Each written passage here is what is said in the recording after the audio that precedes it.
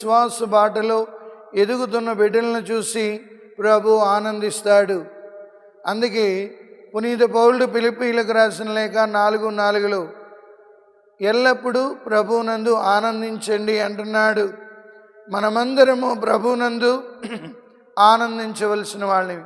మన క్రైస్తవ జీవితంలో ఎలా ఎదగాలి అని చూసినట్లయితే 1 పేతురు 2వ అధ్యాయము 1 నుండి 3 వచనాలు ధ్యానించినట్లయితే సమస్త దుష్టత్వమునకు దూరముగా ఉండండి.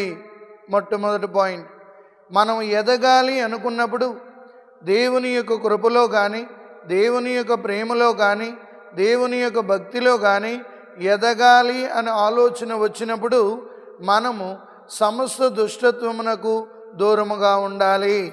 రెండవది, స్వచ్ఛమైన వాక్యమనే పాలను స్వీకరిస్తూ రక్షణలో ఎదుగుతూ ఉండాలి. అది పేతురు గారు నీ నుండి నా నుండి ఆశిస్తున్నారు. అందుకే లూకా శుభవార్త 4వ అధ్యాయంలో చూసినట్లయితే యేసు ప్రభు ధ్యానము